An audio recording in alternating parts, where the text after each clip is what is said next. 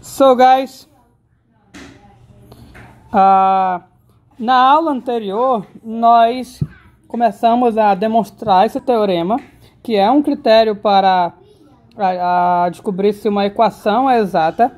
Então você já sabe uma maneira de descobrir se a equação é exata. Você calcula as derivadas daqueles elementos que acompanham os diferenciais da tua equação. Se forem variáveis x e y, a diferencial de x, diferencial de y. A gente costuma usar mn, mas quero lembrar mais uma vez que ter muita cautela, muito cuidado com esse negócio de mn, que pode acabar confundindo. Inclusive a gente vai ver depois uma técnica de como transformar equações não exatas em exatas, e se decorar isso aqui vai confundir muito. Então não decore, apenas compreenda que a derivada de um é em relação ao outro diferencial, a variável do outro diferencial. Se o cabra acompanha o dx, a derivada vai ser em relação ao y e por aí vai. O que nós temos que ter essa igualdade para ter diferencial exato. O que a gente provou? A gente provou, salvo engano, a condição necessária para ser exata. Foi isso? Deixa eu ver. Nós, nesse teorema, a gente considerou a hipótese de que a nossa equação era exata, isso é condição necessária. E concluímos que essa equação era verdadeira, bem aqui no final, concluímos. A recíproca desse teorema, ou seja, a condição suficiente, é mostrar o quê? Admita que você tem essa equação e mostre que a equação é exata. Guys, essa parte eu não vou mostrar, eu vou mostrar só da ideia para vocês. Eu não vou mostrar, porque no fundo, esse processo você vai descobrir que você vai fazer várias vezes. Nos exemplos, repetidamente. Again. Ok. Então, qual é a ideia? Por que funciona? Porque se numa equação diferencial eu tiver essa condição, eu vou saber que de fato a minha equação ela é exata. Pois bem, se eu tiver essa equação, eu vou só colocar aqui novamente, tá, guys? Aliás, eu vou fazer um teste. Eu vou fazer uma alteração aqui Opa, aqui era eu acabei colando o e-mail. Vou fazer um teste, uma alteração, configurações. Eu vou mudar o plano de fundo para essa cor e vocês vão me dar um feedback se acham melhor com esse plano de fundo ou com o outro. Ok? Tá. Pois bem, qual é a ideia? Eu vou pegar aqui a nossa equação. Nossa equação é m dx mais n dy igual a zero. Equação diferencial. De novo, quero lembrar que embora não esteja explícito que m e n dependam das variáveis x e y, elas dependem das variáveis x e y. Mais do que isso, elas são deriváveis nessas variáveis. As suas respectivas derivadas são contínuas. Então, todas as hipóteses de diferenciabilidade para que nós podemos executar, trabalhar com nossas contas sem medo de ser feliz. Vou supor aqui, dessa equação, que a derivada em relação a y do m seja igual à derivada em relação a x do n, que é essa condição aqui. Eu não mencionei a vocês, mas essa aqui é mais uma outra notação de derivada. Derivada parcial. Há várias maneiras de representar a derivada parcial de m em relação a x, por exemplo, ou a y. Pode ser assim, que é a maneira mais simples, e pode ser assim também. Tem essas maneiras. Às vezes eu vou de um jeito, às vezes eu vou de outro. Você escolhe a sua maneira. Eu normalmente vou na primeira que me vem. Quando eu vou falando vagarosamente, eu costumo escrever assim. Pois bem, o meu objetivo é mostrar que com essa condição a minha equação é exata. Mas o que significa ela ser exata? Significa que vai existir uma função diferenciável tal que a diferencial da f coincida com isso. Ou seja, a derivada da f em relação a x, que é o fx, vai dar o m, e a derivada da f em relação a y vai dar o n. Então, esse é o nosso objetivo. Se eu tiver isso, significa que a diferencial da nossa função vai dar isso, o que significa que nossa equação é o quê? Exata. Só lembrando, para quem não lembra, a equação ser exata significa que existe alguma função em que o diferencial coincide. E para quem não lembra, isso já nos dá diretamente a solução da equação. E isso é muito legal. Então a equação exata, você já tem a solução em uma linha, é muito direto. O problema da equação exata não é nem da equação exata. O problema de uma equação diferencial em relação à questão do exata é saber se ela é ou não exata. É um dos problemas. Que, aliás, não é mais problema. A gente já sabe. Verifica isso, você sabe que é exata.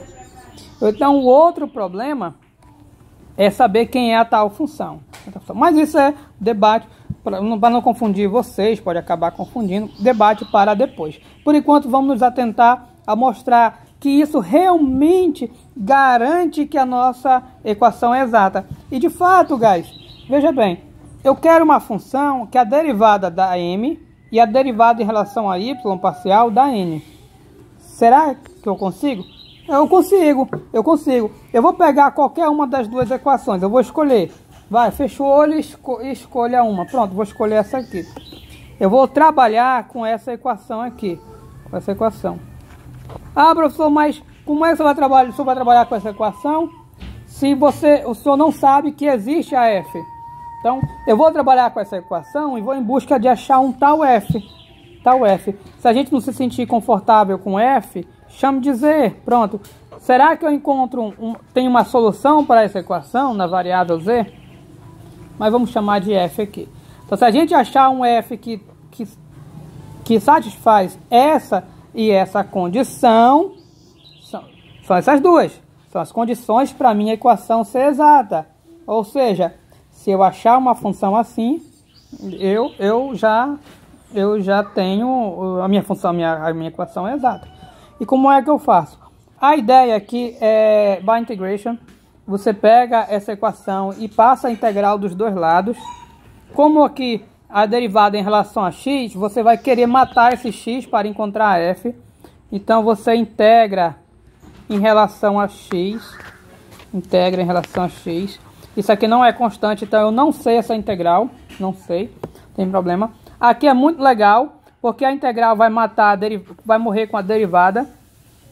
A derivada em relação a x. A integral também é em relação a x.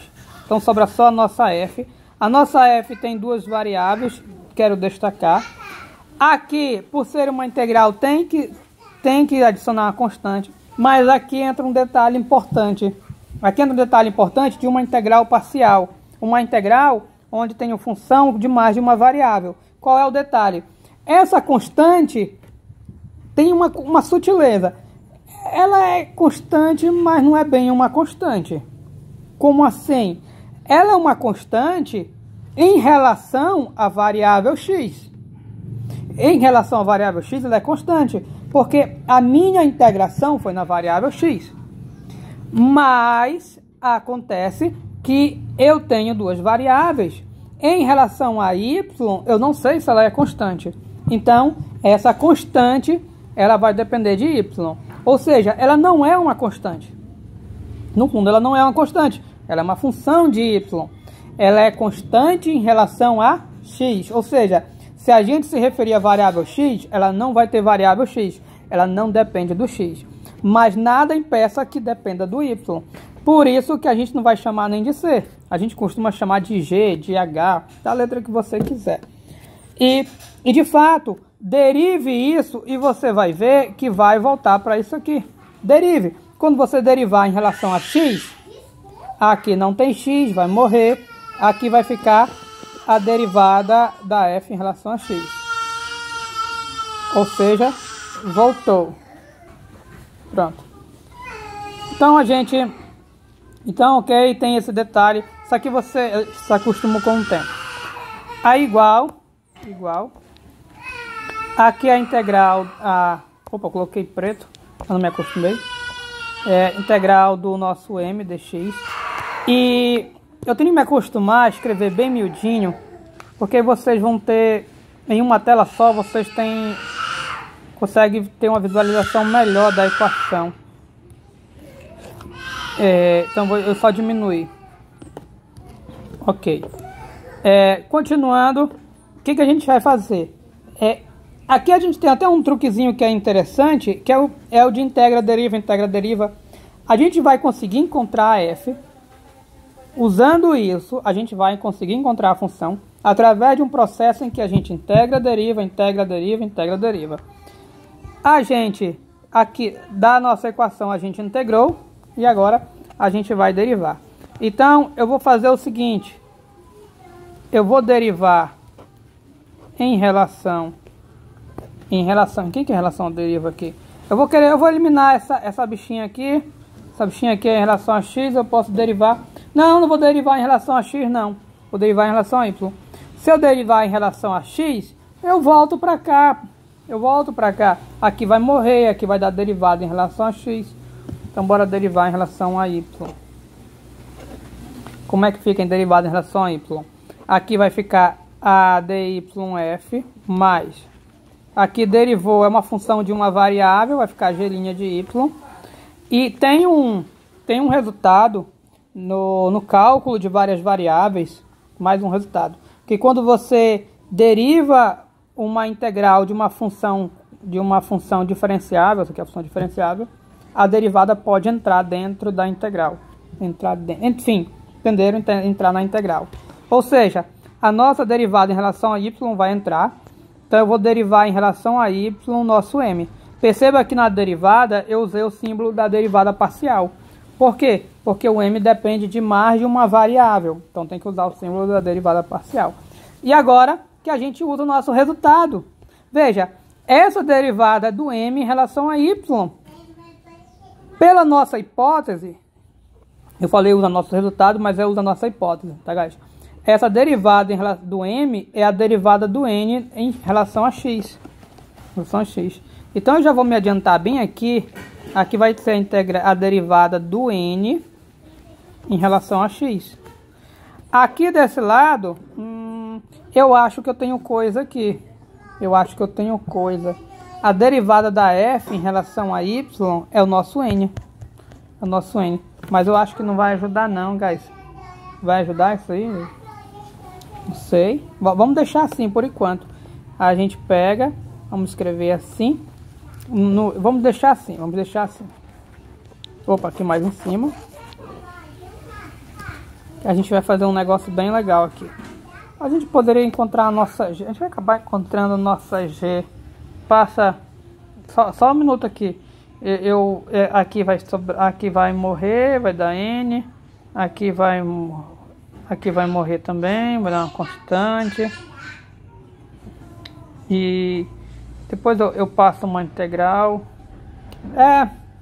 Deixa assim por enquanto. Deixa assim. Nosso objetivo é encontrar a f. Então o que eu vou fazer? Como eu estou mostrando só a ideia para vocês, porque esse processo vocês vão repetir depois que a gente vai ver exemplo, então eu vou fazer um processo direto.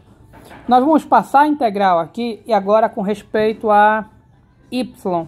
Quando eu passar a integral com respeito a y, aqui vai morrer a derivada e vai sobrar só a nossa f. E vai ter mais uma constante. Essa constante vai depender do x. Constante da integração, tá? Como a integral em relação a y é aquela mesma história da g. Agora aparece uma constante em relação a y, mas não em relação a x. Então aparece esse tal h de x. Mas quando eu integro em relação a y, aqui sobra só a g.